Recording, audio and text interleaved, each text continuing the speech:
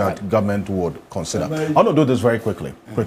The CEO of Gold Board. No, he hasn't spoken on this. No, the CEO of Gold Board, Sammy Gyamfi, is on the telephone right now. There was a particular statement which was made, which I in fact queried and asked questions of. The specific. Yes, he's on the telephone right now. Mr. Gyamfi, can you hear us? Hello? I can hear you, Alfred. Yes. There's a quick intervention that you're saying specific about where you are buying the gold from, Gold Board. Where are you buying the gold from? Yeah, Alfred, thank you, and a very good morning to your esteemed panelists and your cherished viewers across the world. My attention has been drawn to a false statement that one of your panelists, specifically Mr. Kofi Bentil, has made about the sources of gold purchases of the Ghana Gold Board. I understand that he stated categorically that about 85% of small-scale miners in the country are Galamseyers, and therefore 85% of the gold being purchased by Gold Board by inference is coming from Galamseyers. I want to put on record that that statement is totally false. Mr. Bentil should not be allowed to get away with such falsehood on a very important platform such as Key Points on TV3. For the records, Gold Board is a creature of law. The Ghana Gold Board was established under Act 1140 passed by Parliament in 2025. That law provides for how and where Gold Board must buy gold. And if you read it, you will find out that Gold Board by law is mandated to only buy gold from licensed miners. We buy gold, and Mr. Kenashide, who is the head of the Chamber of Mines, will attest to you that there are about 7 large-scale mining companies in Ghana that Gold Board currently buys 20% of their gold. I'm talking about large-scale mining companies. And we buy this gold to shore up our gold reserves. Number 2, when it comes to small-scale miners, the law requires the Gold Board to buy gold or the gold produced by licensed small-scale miners. Now, there are over 2,000 licensed small-scale miners in the country. And that is the primary source of all small-scale gold purchases of the Gold Board.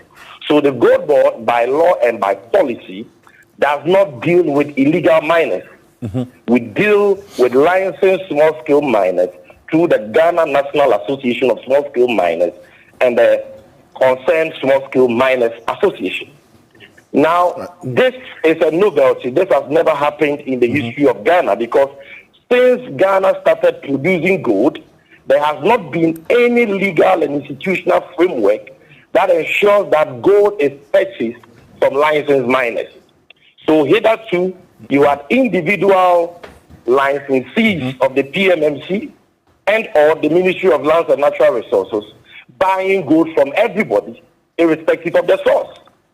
Then came 2022, when Kofi Bentil's friends, his political mentor, Bawumia, introduced the gold for oil and gold for forex program. I didn't hear Kofi Bentil ask Bawumia and the Bank of Ghana then where they were buying gold from for their gold for oil and gold for forex program. When we decided as a government and as a nation to go into gold purchases, created that legal and institutional framework that mandates us to only buy from licensed miners. Now, to enforce this legal injunction, the president has directed us to do what is provided for under Section 31F of the Gold Board Law, which is to establish a full value chain track and trace system. And the process has started, and we have already given timelines that by first quarter of next year, we will have a track and trace system, which has never happened since Ghana became Ghana. And this system will allow us to trace every gram of gold produced in Ghana and purchased by the gold board to its origin mine.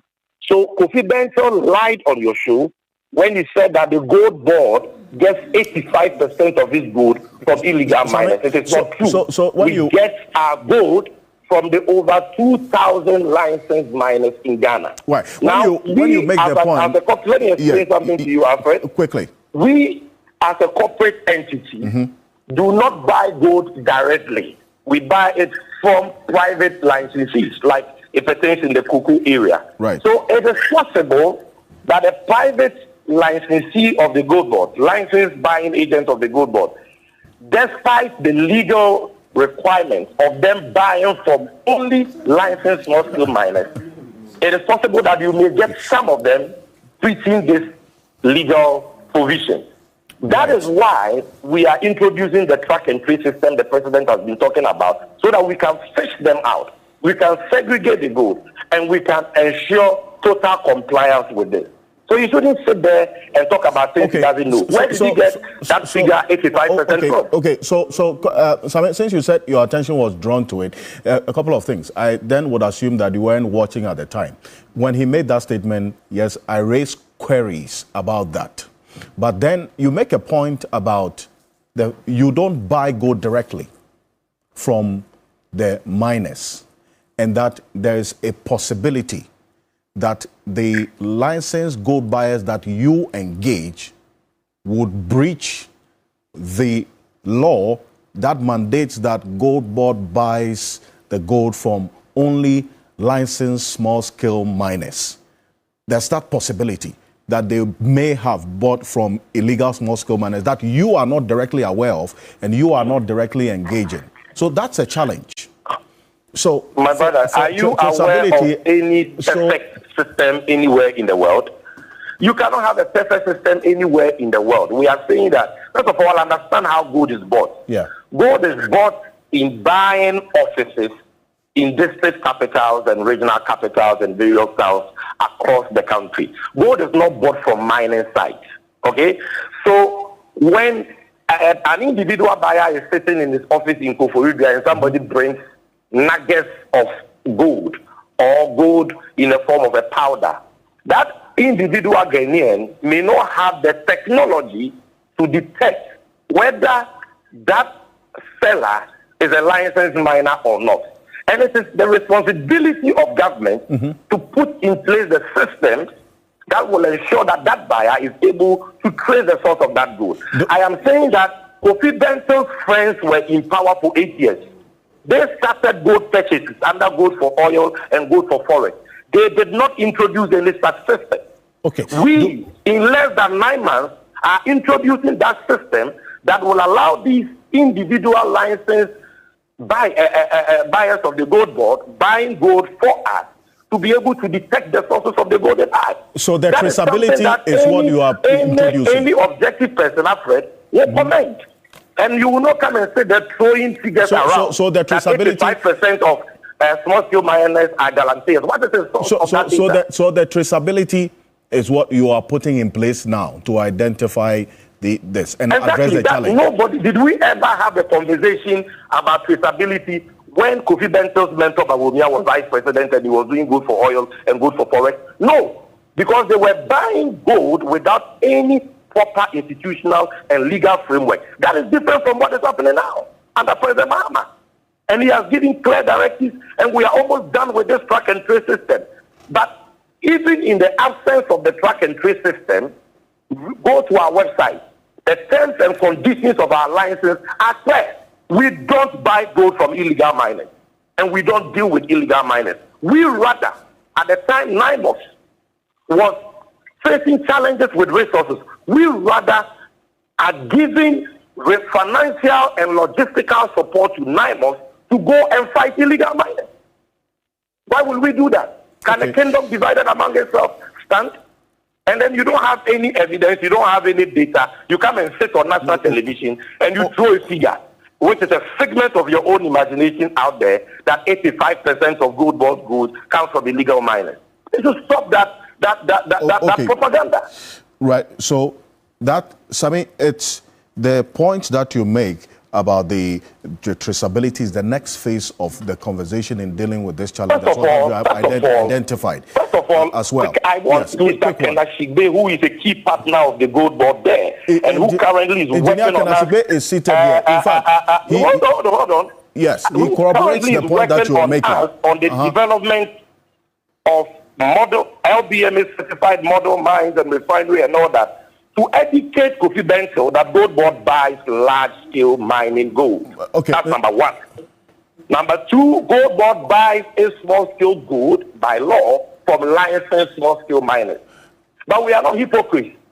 So we know that there are over 700 licensed buyers of the Gold Board who are scattered across the length and breadth of Ghana. Some of them may, at some points, be doing the wrong thing. Okay. And we want to be able to check them and make sure that they buy gold for us only from licensed miners. All right. That is why in record time, we are doing something which has never been done since the days of Gordonsville. Okay. And you think that we rather deserve criticism and not your friends, Bawumia and Akufo-Addo, who were in power for 8 years, doing gold for oil and gold for forex without any traceability system, without any law, without any legal or institutional framework. Engineer Dr. Kenashigbe, you reference is seated here on the engagement of the large scale that's companies in doing so Sammy, thank you very much. And you see, I know that my brother and Minister for Government Communication is there. So here, and he will do justice some of the issues that you have to the issue you are discussing. So I only came in to respond make this to the issue, the allegation about Gold Board buying 80% of his good from Galamsey. Okay. As for the issues about illegal mining, my good brother and Minister of Government Communication is there, and I know he will do justice. Duly noted. Yes. Engineer, so